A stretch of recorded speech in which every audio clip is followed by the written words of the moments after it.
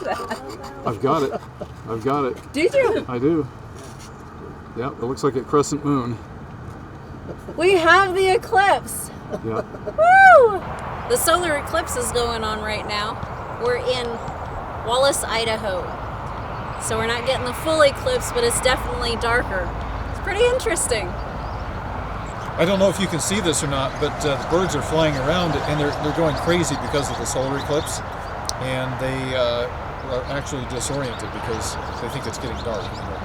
This is a steam hoist. So back in the day when they didn't have electric power, they would boil water, probably using wood, and they would generate steam, and that steam would be used to turn motors, and the motors would pull these pulleys and they could lift things in and out of the mine, both men, equipment, or whatever needs to come out.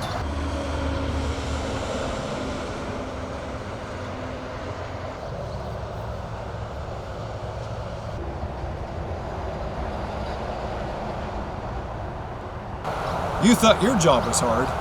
How about the guy who used to drive this thing? He had to sit on this little seat, feet down here in the well, and operate the controls to drive this train up and down in the mine. The crescents on the ground you see are the shape of the eclipse you see peering through the trees.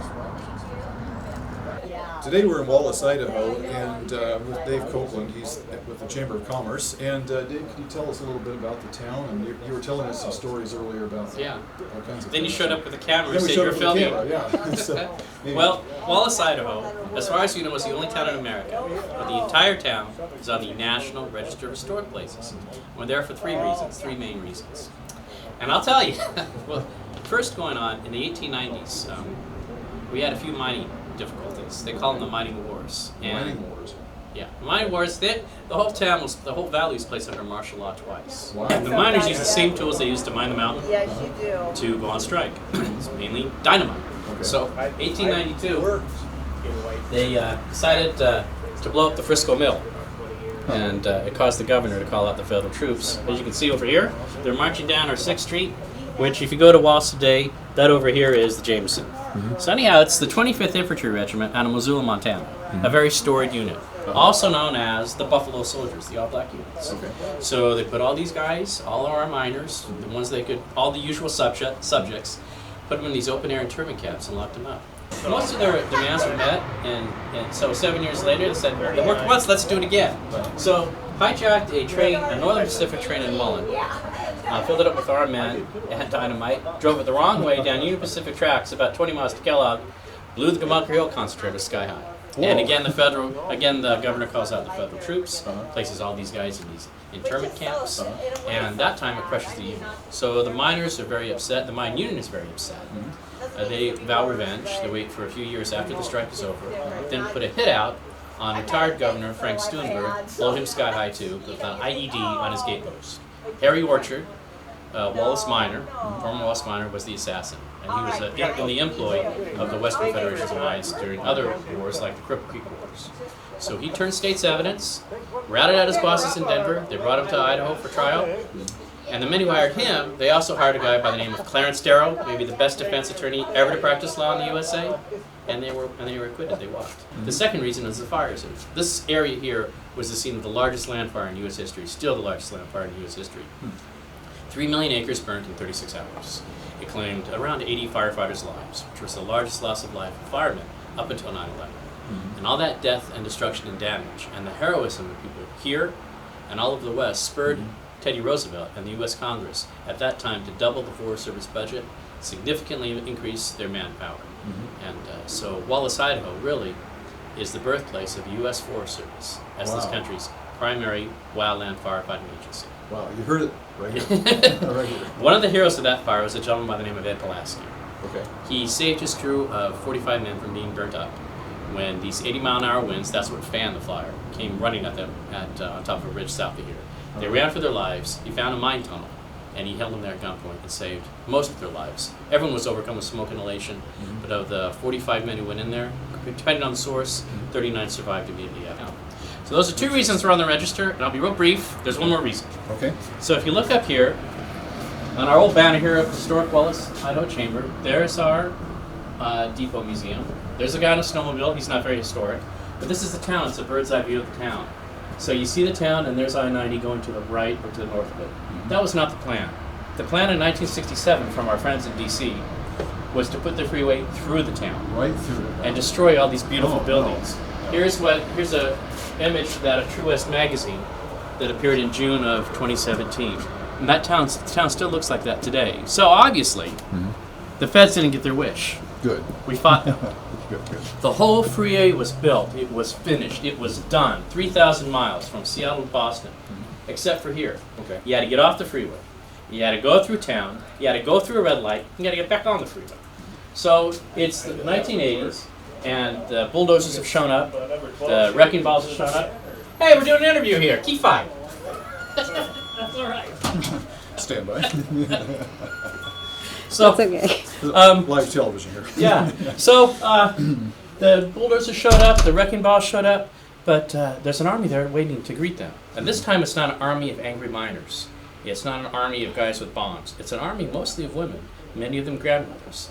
In that 17 years that they're fighting against this freeway, they were able to get the whole town put on the National Register of Historic Places and force the federal government and Boise to build around. And just to add insult to injury, this is the major thoroughfare going across the continent. It's 3,000 miles. There's hundreds of millions of dollars passing on this road every day. Not in Wallace. In Wallace, they made them call it a bypass. So our business route's the main road. That's the bypass. It's like, how do you like us now? Well, there's a penalty for all this. Take a walk over here. You see this lady without any clothes on. The FBI did not cotton to the fact that we forced them to build $40 million bypass. So they shut down our illegal bordellos and casinos, which are operating until 1991. Wow. Through the sheriff and jail. Wow. So if we go to Wallace today, a lot of fun things to do. 3 museums, live theater, 2 microbreweries, Idaho's only Hall of Fame rails and trails, Hiawatha and the Trail of the Coeur d'Alenes, 2 ski resorts, 1,000 miles of off-roads, groomed snowmobile trails and off-road trails, a lot of stuff to do, all kinds of conventions. So it's a hopping place. Wow. But it still has a real kind of throwback time attitude about it. It's not just the architecture. You look at all these old buildings. It's the people. And I still have a home and a business in Southern Nevada. This is not Las Vegas. I mean, my wife and I, we bought a house here. Within a week, we were invited to 6 people's homes. Plus, a lot of retired police and military here. A very bad place to be a criminal. That's great. So, Yeah, I have to say, we have traveled the freeway through here many times over the years, and we look down and think that's a really neat place to go, but we never really took the time to stop. So if you're ever passing through Idaho and you see Wallace, definitely take a stop off the freeway and check it out.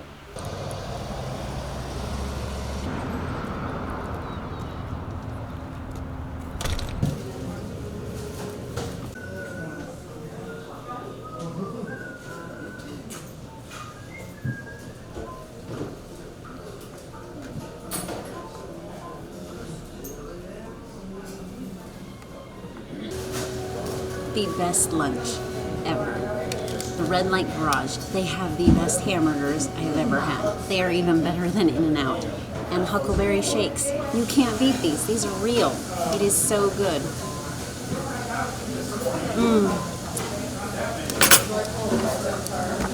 Here we go. Yum, yum.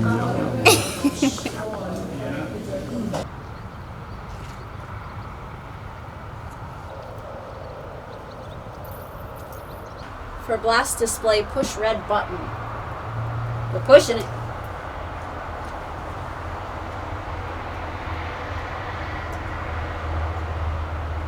That's just lights. That was impressive. You said movies were shot here. yes, there are a lot of movies made here. Dante's Peak was made here in 1996. It starred Pierce Brosnan, 007 guy, and Mrs. Yes. Terminator, Linda Hamilton. And yeah, it was made here in 1996. It was released in 1997. So this is the 20th anniversary of Dante's Peak. Ooh. So that's one film. Heaven's Gate was filmed here. Nobody saw that movie. It starred Chris Christopherson, Christopher Walken, William Dafoe, John Hurt, Jeff Bridges, and Sam Waterston and Joseph Cotton. Cost $40 million to make. So then this is also, our other tie to Hollywood this is the birthplace of Lana Turner. She was born here February 8th of 1920. Ooh. And this is her childhood home. right here on Bank Street, still standing. We have 3 art galleries in town, and Lana Turner's childhood home is a real inspiration for our artists here. So it's right there. How very That's nice. a little bit about Wallace, and hope you enjoy your trip when you come here. Stop by the visitor center. We'll line you out. Go downtown. Yes. We got all kinds of friendly people. You just ask a question, and they will tell you at length.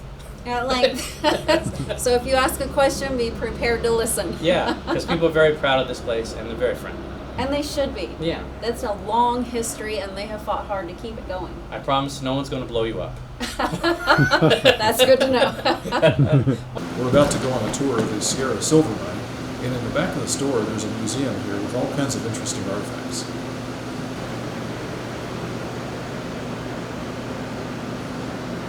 Lana Turner, legendary movie screen star of the 1940s, was born right here in Wallace, Idaho, back in 1921.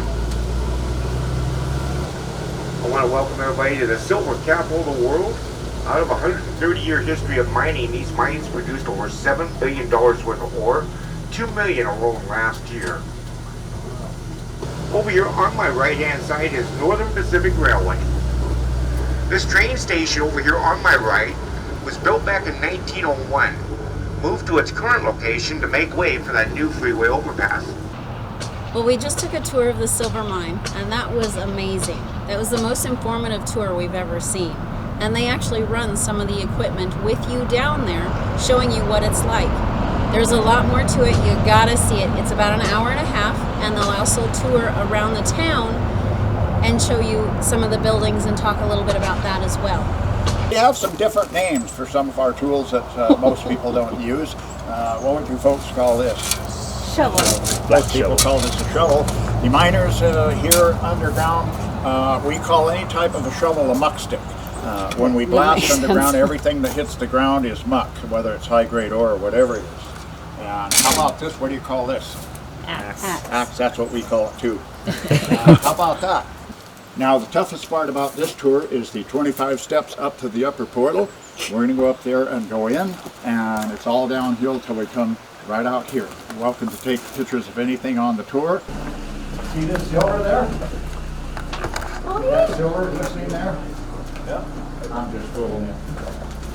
Is this just water? Yeah. Well, it's what we call flowstone. Now, I don't know what the proper name for it is, and I really don't know a lot about it, but you see it in various places throughout the mine.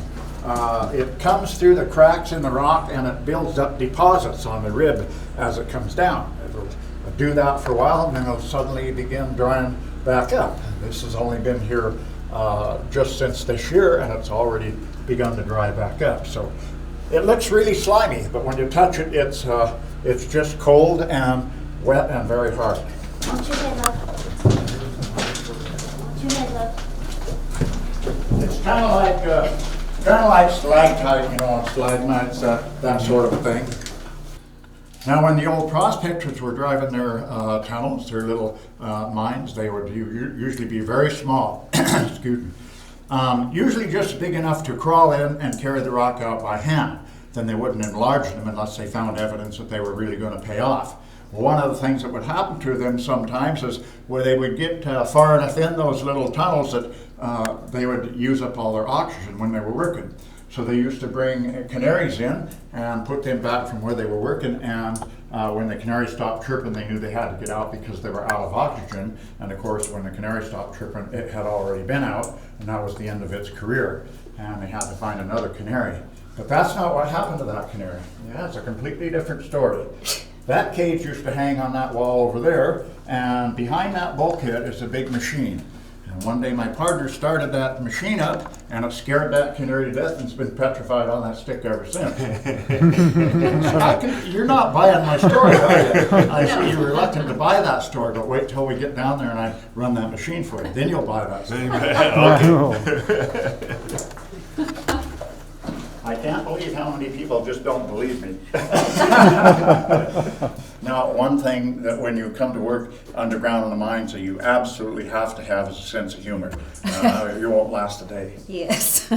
Now, a little more on the serious side. After the Sunshine Mine fire, it became mandatory for anybody going underground in an operating mine in this country to have one of these with it. It's called a self-rescue unit, and it's for carbon monoxide poisoning.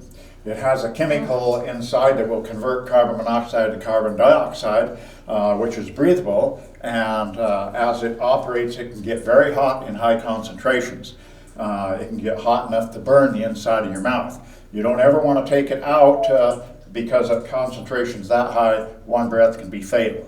And they're good for about an hour, and in most operating mines in the country now, that is time enough to get to fresh air and to an escape route. And just before he hit, he would pull his thumb back. Yeah. If he'd been out too late the night before, then his partner might call him stubby, and he might be down to one good thumb. And we have accounts of that happening, but we don't have any accounts of it ever happening more than once to anybody. Or they were in the wrong business. Whoever invented this, I know who did it too, but I can't remember their name.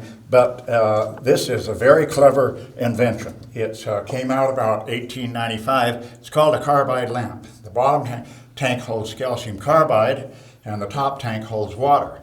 When calcium carbide gets wet, it gives off a very flammable gas called acetylene. So they had a little valve up there that would open up, and it would drip that water onto that carbide, and it build up pressure, and hopefully this will work for us today. Yeah, it is working. And it put out quite a bit better light than candlelight. Not only brighter, but it's a pure light, a whiter light. And another clever thing about it is the toxicity was very low, so it didn't have many ill effects on the miners, and they could use them in close quarters. And also it didn't use a lot of oxygen. I really like showing these off to people because you see these in museums all over the country, but you rarely get to see one of these old original ones that still operate.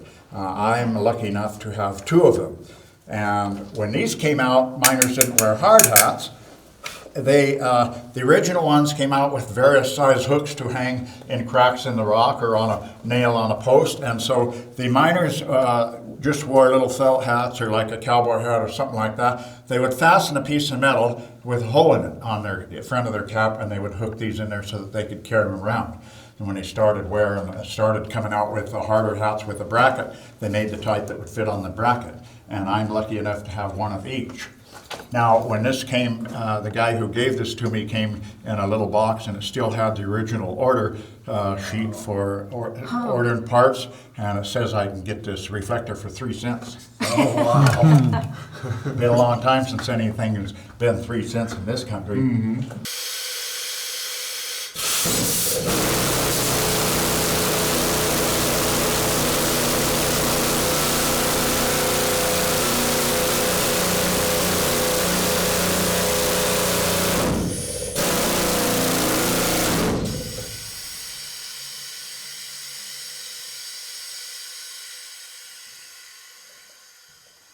It was that eclipse that screwed me.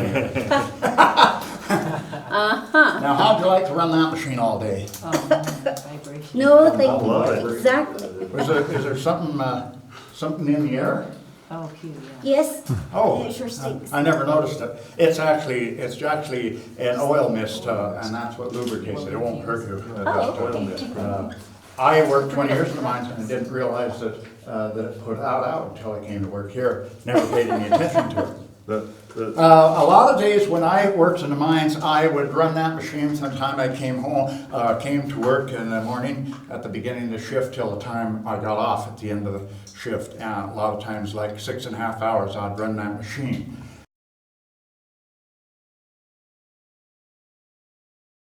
Timer then of some kind? You might as well stand here and enjoy it.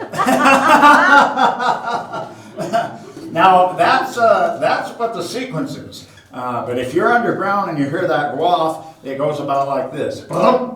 It all takes place in less than a second because the timing between those holes is milliseconds. So that's the end of our day. We've gone home. We're coming back the next day, and we're going to climb up in that raise and look back and see that muck pile after the blast. When you're gonna set that off, how do you do that? Then I know you're not gonna stand there and push a button with it blowing. No. So do you do it like from up top, or do you do it from No, the? not unless we're suicidal. That's what I was wondering. Now, say if I were blasting here, if I were up here working And Okay. say I were back in here about 60 feet. And the blasting box would be probably about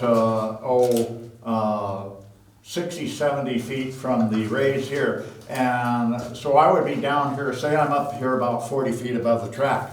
I wouldn't be all that far from there when I blasted, but I would feel the concussion, but I would be well out of the way of the blast, you know, getting hit with anything.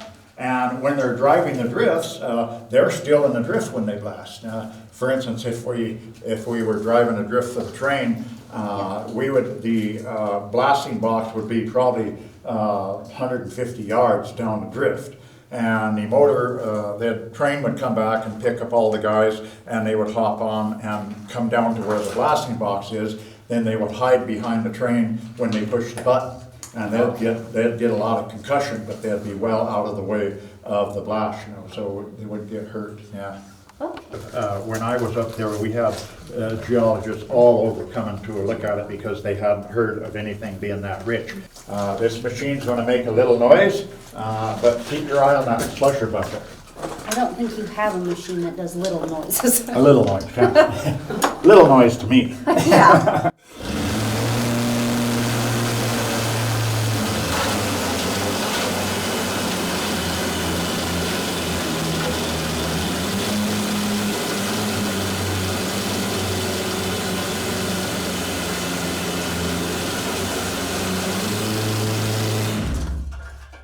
Kind of cool, huh? Now, if we had to go back there and with the muck stick and do that by hand, we'd be at least 2 days getting enough out to be able to drill and blast again. With this machine, we can probably get enough out of there in about an hour and 45 minutes. Now, we don't care about getting it clean. We just want to uncover enough so they can drill and blast. Then when we get clear to the end of this 200-foot cut, we'll clean it all out. We'll bring our machinery right up into the raise here, and we'll hoist some timber up and build a wall right there. We'll fill that up with sand and cement, then we'll cover all of our machinery with timber to protect it, and we'll drill straight up here 8 feet and blast this out. We'll bring our machinery up and our timber up right underneath it, and we'll go back mining this, make a cut above it, and we'll keep that process up till we get 200 feet up to the next level.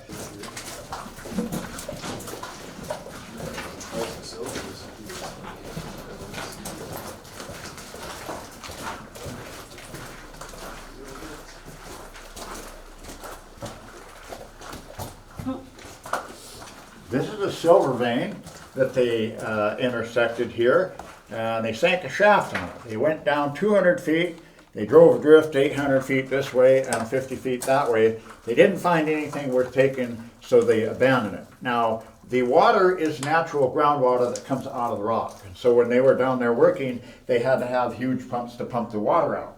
Then when they abandoned it, they pull the pumps out and it just fills up, never gets any deeper than that, it runs out to the outside. Kind of spooky looking down there, if you look down there.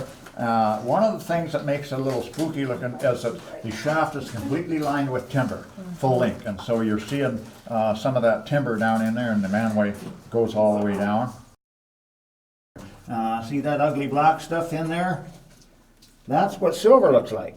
It's black? Yep. It's black. Now that's a real low grade, and so it doesn't look quite like high grade silver. It's about 10 ounces to the ton.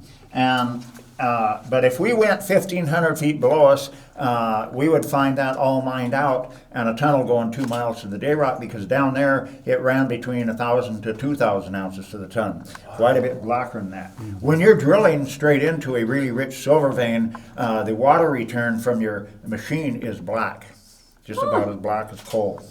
We're going to drive this crosscut in here. We're going to go in here and start driving a new raise and timber it up and mine this vein from this side over here. Now we are below the chute, so we don't have a chute to muck into. So we have to have a machine that will pick muck up off the track, and this is called a 12B track mucker. This is the smallest one they make, and a track mucking machine is one of the most dangerous machines to operate underground.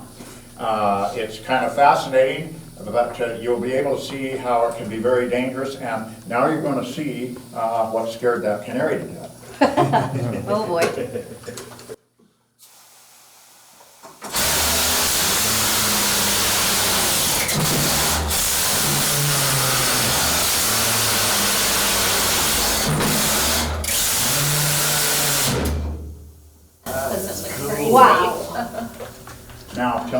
honestly, if you were a canary, wouldn't that scare you to death? Yeah.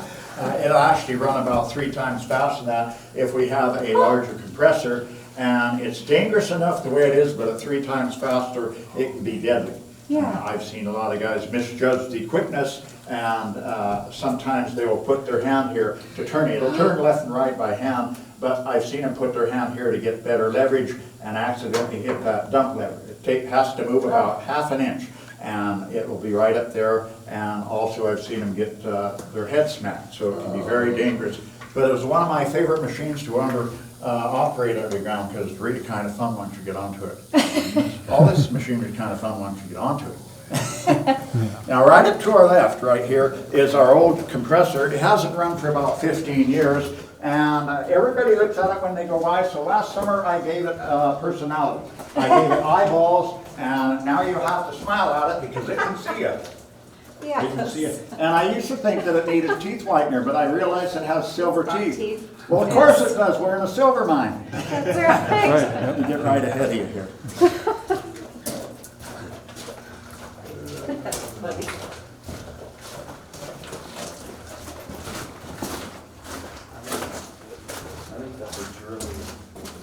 You see this number 7?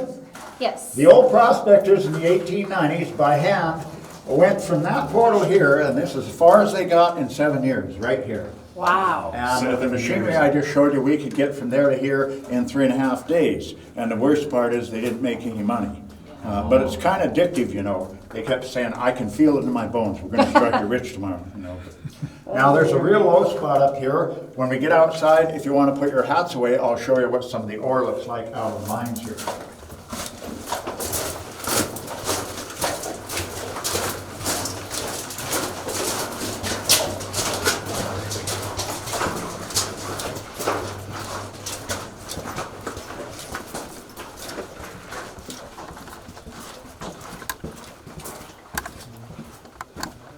Now, as we were down there, they said all miners have to have a sense of humor.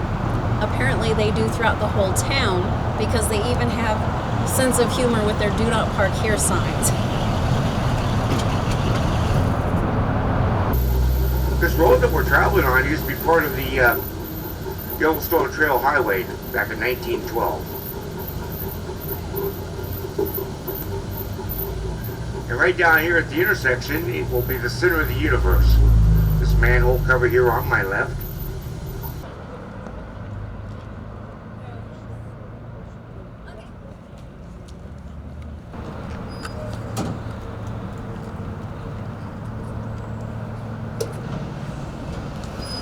Hello. Hi! Are you here from the Mars or something? Venus. Venus? Yes. Oh, This is a great planet so far. I'm loving it. I'm glad.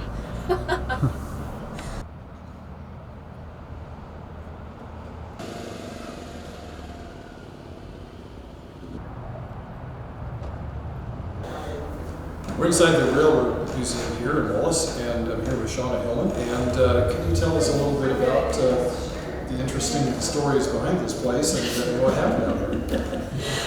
The depot was located 200 feet north of where it sits today.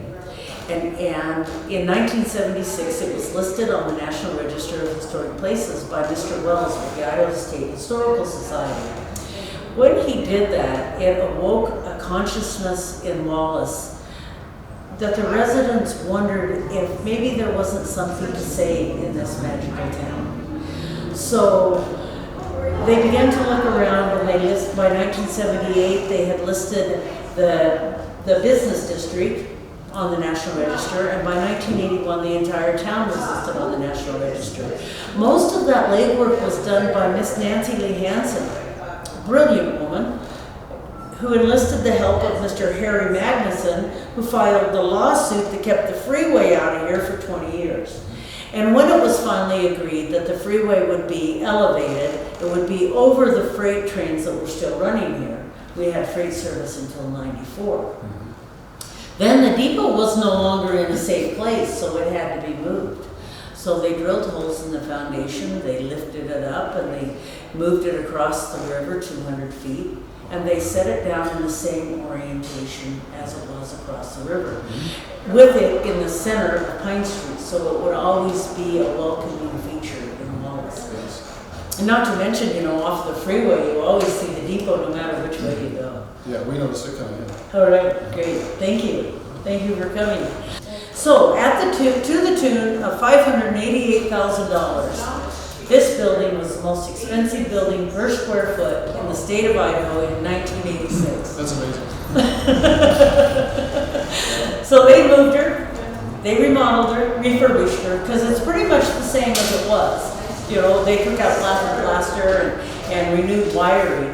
But in 1901, this was an ultra-modern building. It was fully plumbed with hot and cold running water, a restroom in the women's waiting room, and fully plumbed upstairs, wired for electricity, 1901, and plumbed for steam heating. So it's an ultra-modern building. The station master took occupancy on December 29th, 1901, and lived upstairs. And let's see, although this is not a bathroom anymore. The bathroom upstairs is complete, and the plans for the building are an exhibit, so you can see that.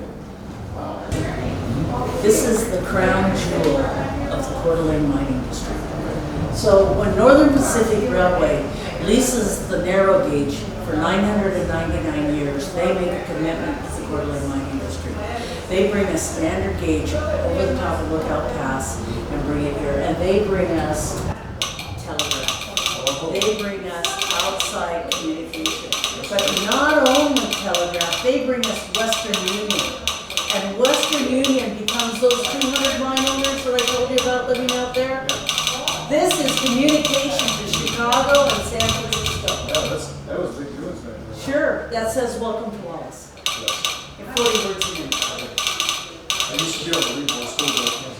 It's phenomenal. So imagine this. We've got telegraph going 24 hours a day, 7 days a week.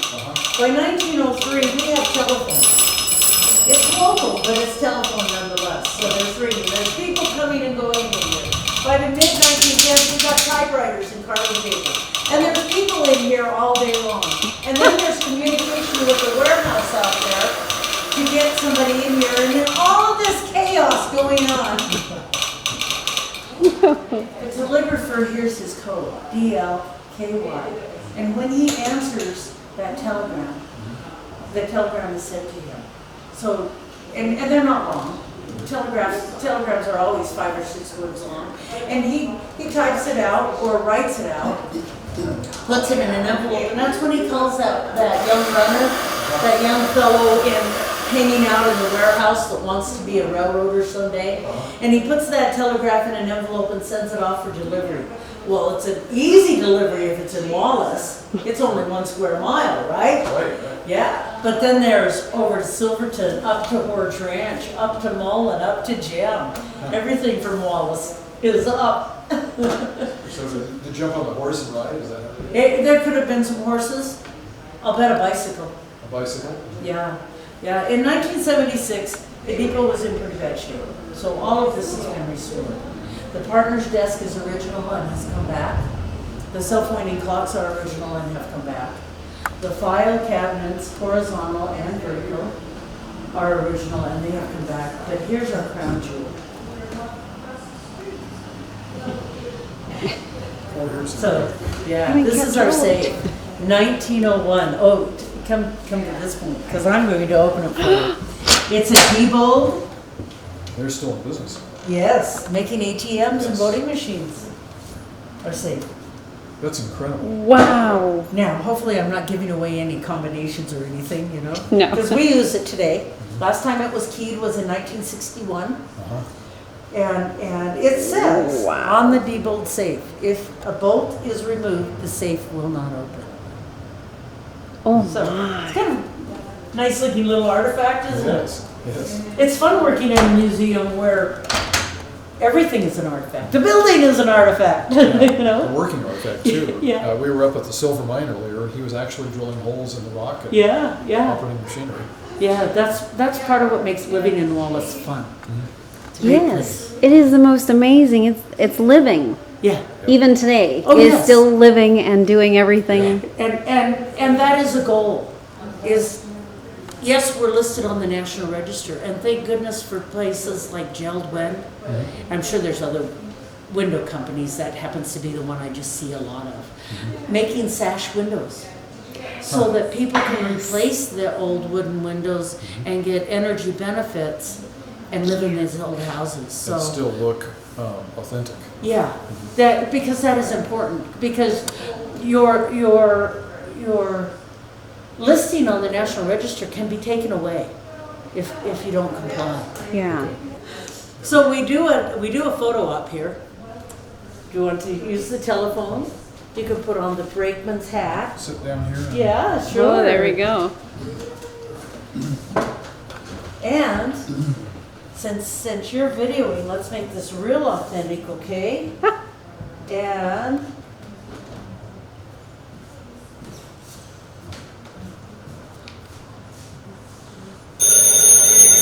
it's for you. Wallace, station master speaking. Welcome to Wallace. Can I buy a ticket to Missoula today? Absolutely. That'll be $1.25. Excellent. I'll be right down. Thank you. Great, thank you.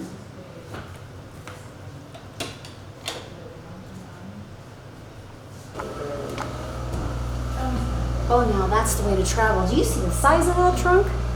Yes. Oh, yes. I could sure pack a lot in that.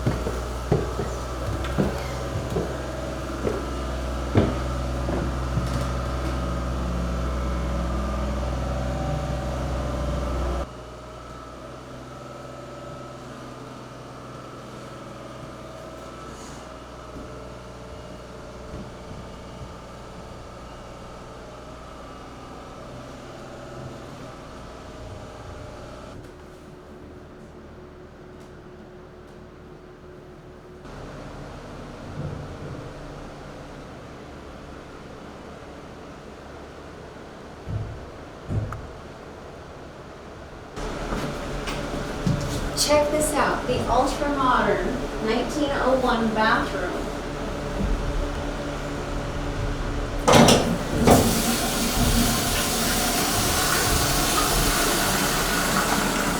It really works. Wow, hey, they even had Bell's napper back then.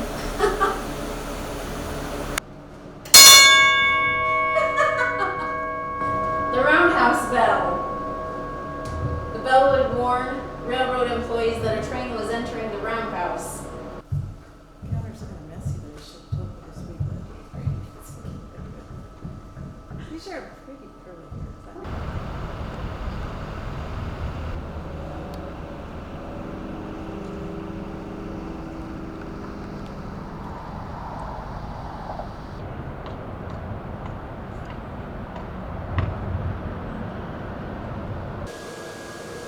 Hey, Sony 4K video camera. Here's your granddaddy.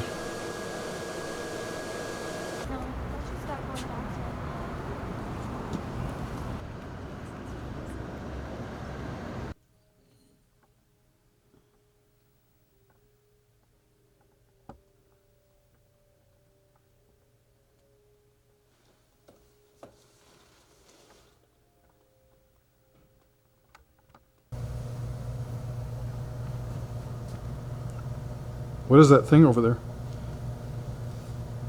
It's a Sunshine Mine model. Interstate 90 runs from Boston, Massachusetts to Seattle, Washington. And when the interstate system was completed, the very last section to be built was right here in Wallace, Idaho. And for a long time, this traffic light right here was the single only traffic light between Boston and Seattle. And they finally finished a bypass in 1991. The traffic light was taken down, buried, and then exhumed the next year and placed here in this museum. If you saw our video on Winthrop, Washington, we took you inside the old printing shop. So here in Wallace, Idaho, they also have a printing shop, but it's no longer in service. This was the old linotype machine that came out of there.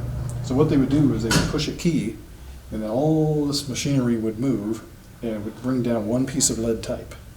And they would do this one after another, and pretty soon they would have a line of type, Hence the name line O-type.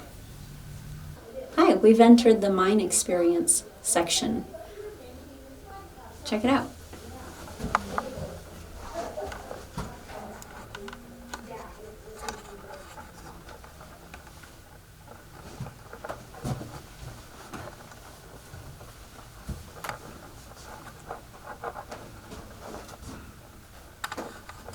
Did you get a little?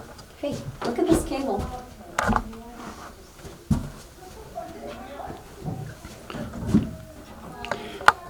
See how big this cable is? Mm-hmm. I mean, that's heavy. I can't lift it. Not with one hand.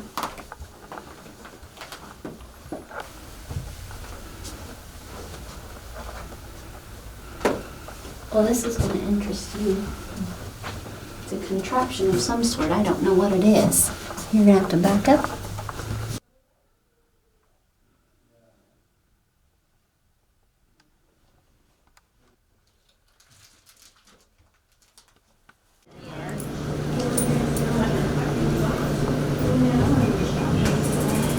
Huckleberry ice cream.